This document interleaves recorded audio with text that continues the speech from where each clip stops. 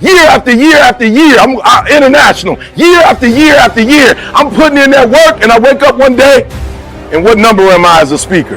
Am I number 10 in the world? Am I number 5 in the world? Just take a guess what number you think I am. Number 1 in the world. You don't try to think of a million. You just do this $10 thing you got over and over and over. You're sitting on money, man. That's how you get rich. This anger means I have a message here, a signal. Signals I need to change either my perception or my procedure. Maybe you don't need to change your perception. Maybe they really are rejecting you deliberately. Maybe the procedure is not only how you communicate, but how you're behaving. Maybe you need to look and say, you know, I'm not treating this person in a very loving way. No wonder they're giving me this feedback. I need to change me. Are you following me so far? If you look at your life, and if you're not getting what you want, you owe it to yourself to do something differently. You are if you're on a job 8 to 5, they say, of Americans go to jobs that you're unhappy. If you're doing something 8 hours a day that you don't like, it's not giving you what you want, it's not giving you a strong feeling of satisfaction and fulfillment. You're miserable, you hate to go there, you're depressed just thinking about it. You're saying that thank God it's Friday. Song every week. If that's what it is, you owe it to yourself to start strategically working.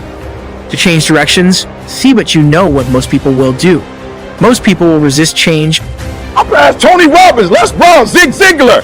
Nobody paid me to do this. I just got up and gave 120%. And when you give 120, that's what happened. You become number 1 in the world. I want to ask you a question, seriously.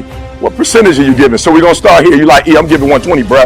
I don't got no more to give to Panthers. I gave everything I got. I have no more to give. Like, I really put 120 into this.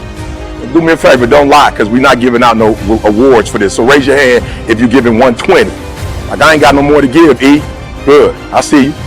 I see you, E. I'm giving 100, E. I know I'm just doing at least what Coach want me to do. I'm doing everything Coach want me to do. Quit trying to figure out how to make a million.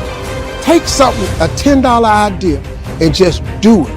And do it. And keep praying about it. Keep asking God to show you the next level. Keep asking God for strength when it looked like you ain't gonna make it. When I was homeless, it looked like I wasn't gonna make it.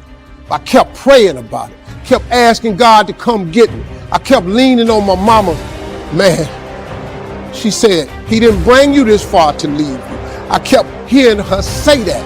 You know, I could have gave up a long time ago, but I never gave up. I just kept fighting. God is gonna come through and do what he say he gonna do, but you got to give him something to work with. If you do that, God will change your whole life. I dare you to try. I dare you to take your gift. Good, hands down. I'm giving about 90%, E. I'm gonna be real. I'm giving about 90%. Let me see your hand. Yep, I feel you. I see you. Yep, E. I'm talented, bro. For real, for real. I know I look sweet out there, but I'm probably giving about 80% of my effort. Let me see your hands. I'm giving about 80%. Let me see your hand. 70%. Let me see your hand. Let's go back, because I saw some people didn't raise their hands. So I'm like, you know what I'm saying? So let's go back again. Like, maybe you didn't hear what I said. I said, like, I need you for you, not for me. I need you for you to admit where you are. Because once we go back out, my goal is to come here and take you to that next level. So when I came after 212 and I came back, some stuff happened after the next year and the next year. And that's what we're hoping to happen again. I feel like Coach don't play with me. He bring me in when he know he got a good group, and they just need to make a couple adjustments and they go to the Super Bowl. So let's start all over again. You giving 120, bro, flat out. You ain't got no more to give. Let me see your hand. You ain't got no more to give. I see you. Yeah. And do it over and over and over. Watch what he do, because your gift will make room for you and put you in the presence of great men. Don't say nothing about your passion or your education. Your gift. If you do that, God will change your life. For just your life, your kids, your job, your house, your food, your clothes, your money, your car, your husband, your boyfriend. And then immediately after that, you'll have a better day. And then watch, he start giving you more stuff. Whatever you made $10,000 doing, I need you to do it 10 more times. What you tripping for? If you do it 10 more times, you got $100,000. Now you might have to hire some people to make this happen. You got to figure that part out. But all you got to do is do what you did for $10. Once you make $100,000, if you just do it 10 more times. Most people will fight change as if change would be worse than what they're experiencing. See, they know this, they're familiar with this. Most people will not challenge the unknown. They won't just step out there, see, they will. See, there are certain things that's got to be in place. They got to see it all together. And life isn't like that. That's not how you grow. So as you look at your life, you're saying, I'm not getting what I want. As you begin to look toward the future, begin to know that whatever it takes for you to create that, you've got that in you. You've got genius in you. You've got goodness in you. So we're always getting the message. We're identifying the signal. We're appreciating the message and knowing the message is telling us we either need to change our perception or our procedure. The way we're communicating, the way we're behaving. See, I believe the most powerful force in the world is to be consistent with the thoughts, ideas, concepts, and beliefs you hold to be true about yourself.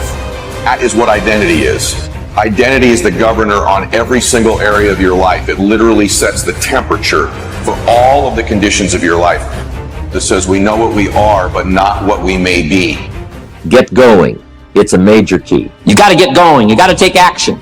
The disciplines is the miracle process. And here's how to get the miracle of your future going as far as disciplines are concerned. Number one, do what you can. You might go home and set a whole new pace for yourself, and we call it cleaning up neglect. Should walk around the block, could walk around the block for your good health. Don't walk around the block. See, you're on the wrong track. Should read, could read, don't read. On the wrong track. Should call, could call, don't call. On the wrong track. Could change, should change, don't change. You're on the wrong track. Letters you haven't written, conversations you haven't had with your family, somebody you should sit down with when you get back home, get that job done. Don't let neglect destroy your days, destroy your life, and destroy your future. Go back and do what you can. You've got creativeness in you if you decide to take the initiative to change the current quality of your life. I say to you that you will find that the universe is on your side, that life is on your side. Now will it be turbulent? Yes. Would it be easy? No, no. Will you have some opposition? Yes. Will I make a lot of mistakes? Yes. Will I get hurt? Yes. Yes, see, a lot of people won't try anything different in life because they don't want to get hurt. Getting what you really want and being able to attract it into your life. What we have to look at is basically the obstacles that we have conditioned ourselves. You notice I say that we have conditioned ourselves, because I've never believed that we need to be putting the responsibility on someone else. If you're conditioned, it's because you have allowed yourself to become that. And if we've conditioned ourselves to believe certain kinds of things, and one of the things that we kind of believe and hang on to and live with is this whole idea that all of the things that happened to me in my past are what are keeping me from doing what I'd like to do today. Life is meant to be lived joyously. It truly is. If you're doing and living a life that's not joyous and happy, something is wrong and you need to make a change. And if you'll do what you can, then life will give you some extraordinary things to do. We all pity the man, right? Wants to stride out of his house, go straighten out the corporation, has not yet straightened out his garage. You got to take care of the small disciplines before life will give you a chance to handle the more complicated disciplines. Good phrase to take home. All disciplines affect each other. In fact, here's a good philosophical phrase. If you hadn't thought of it before, here it is. Everything affects everything else. It's so easy to be casual and say, well, this doesn't matter. This doesn't matter. I'm telling you, everything matters. Of course, some things matter more than others, but there isn't anything that doesn't matter. Let us not neglect. Do not neglect the smallest of disciplines, and build on that foundation, and you can have everything you could possibly want.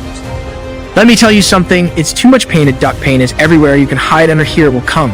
Where you are, it's everywhere. Viktor Frankl calls it unavoidable. Suffering. You can't duck it, but most people spend their life not wanting to deal with the pain of rejection, the pain of defeat, the pain of being disappointed, the pain of losing, the pain of failure, the pain of being criticized, the pain of not being. Lack the pain that's called life. Life is full of pain. It's everywhere. Guess what? There's no gain without pain.